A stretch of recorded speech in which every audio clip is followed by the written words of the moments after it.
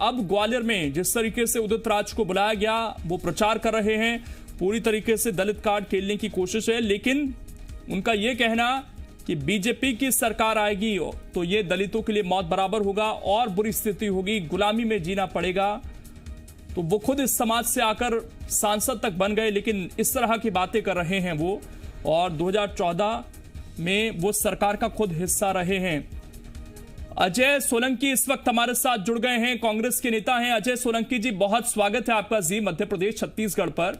अजय सोलंकी जी, उदित राज का ये बयान कि अगर सरकार आई तो ये दलितों के लिए मौत बराबर हो जाएगा, सर कैसे हो जाएगा ऐसा? वो तो खुद सांसद बने बैठे हैं इसी समाज से आकर। नहीं, ये उदित राज की विक्षिप्त मानसिकता है कि वो इस प्रकार की बात कर रहे हैं। वो सांसद भी उन्हीं के बलबूते बने, टिकट भी उनको इसी कारण मिला था, और इसलिए इस प्रकार का कहना और ये जो विक्षिप्त मानसिकता और ये जो समाज के ठेकेदार बनते हैं, इसने समाज का बहुत नुकसान किया है। और इसलिए उदित राज की बात ये जो वो कह रहे हैं, ये दलितों का अपमान है, जो भारत की नागरिकता है उसका अपमान है। और इस प्रकार से किसी जाति के बारे में बोलना है, ये उदित राज कैसे तय कर सकते हैं कि आना उनके लिए घातक होगा और मौत के समान होगा? जबकि बिहार में जितना नीतीश कुमार की सरकार ने किया दलितों के लिए, आश्चर्यजनक किया, और एक समाज नहीं सबको साथ में लेकर वो चले हैं। और मोदी जी की जो नीति है सबको साथ में लेकर चलना, इसके ऊपर वो काम कर रहे हैं। और फिर उदित राज का बयान ये दलित विरोधी है और विक्षिप्त मानसिकता उनकी दर्शाता है। लेकिन सोलंकी जी, ये एक तरीके से क्या भ्रामक प्रचार भी आप इससे मानेंगे कि एक खुद उस समाज से व्यक्ति आता है, सांसद हैं वो, और इस तरह की बातें कर रहे हैं, जबकि 2014 से 2019 के बीच वो खुद सांसद रहे, आपकी पार्टी में रहे, तब तो उन्होंने इस तरीके का प्रचार नहीं किया कभी?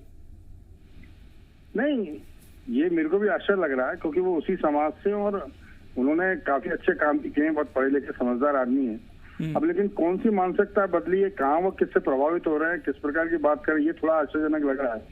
और इसलिए आश्चर्यजनक है। और मैं कह रहा हूँ कि ये जो समाज है, मोदी जी की नीति है कि सभी समाज को, सभी लोगों को साथ में लेकर चलना, लेकिन ये वो जो बोल रहे हैं ये आश्चर्यजनक है। अभी ऐसा न बिहार सरकार में हुआ है न केंद्र में हुआ है।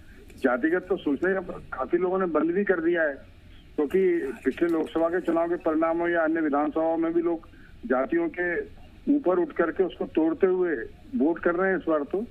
लेकिन ये विक्षिप्त मानसिकता है, और ये उन्होंने उनको गोल करने के लिए या बंद करने के लिए जो विचार बनाया है, निश्चित रूप से ये आपत्तिजनक है। सोलंकी जी, लेकिन आपको लगता है कि मध्य प्रदेश में आकर जब वो इस तरीके की बयानबाजी कर रहे हैं, ग्वालियर अंचल में खासकर, तो इसका असर पड़ेगा मध्य प्रदेश चुनाव में? और क्या आपको लगता है कांग्रेस फिलहाल दलित वोटों को साधने की कोशिश कर रही है? अरे नहीं, आज देखिए, वोटर बहुत समझदार हो गया है, ये पब्लिक है, सब जानती है, और इसलिए एक कोई इस प्रकार की बात बोल जाए उससे कोई फर्क नहीं पड़ता। लोग बहुत समझदार हैं, नेताओं को सुनते हैं, लेकिन करते अपने मन की हैं। और सबको मालूम है हमारी भलाई कहाँ, किसमें, किस बात को लेकर के है। और इसलिए ग्वालियर चंबल की जो 16 सीटें जहाँ उपचुनाव हो रहा है, वहाँ इसका फर्क नहीं पड़ेगा। और मुझे लगता है कि अब तो चुनाव चूंकि 2-3 दिन रह गए हैं, तो लगभग आदमी ने, लोग अपना मन बना लेते हैं, अपना मत भी बना लेते हैं, उस प्रकार वोटिंग होगा।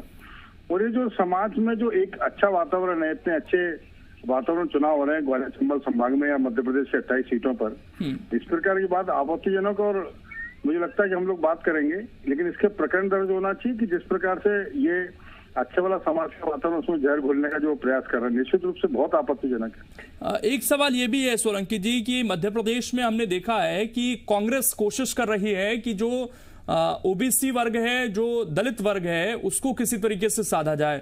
ओबीसी आरक्षण की बात होती है और बीजेपी पर ये आरोप लगते हैं कि कोर्ट में ठीक से पैरवी नहीं कर रही है आरक्षण को लेकर बीजेपी सरकार, और अब दलित वोटों के लिए इस तरह की बयानबाजी करना। आपको लगता है कि ये जो दोनों फैक्टर मिलाने की कोशिश कर रही है इस चुनाव में कांग्रेस, ये आप लोगों पर भारी ना पड़ जाए?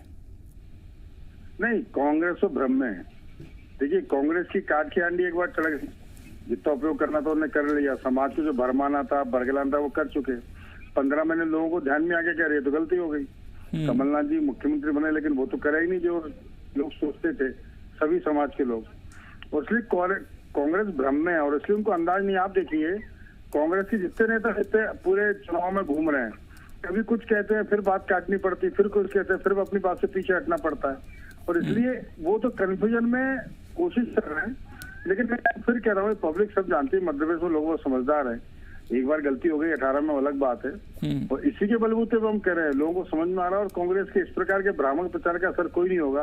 और इसलिए तो हमारा दावा है कि हम 28 में से 28 सीटें जीतने वाले हैं। शुक्रिया राजेश सोलंकी जी, जुड़ने के लिए आपका।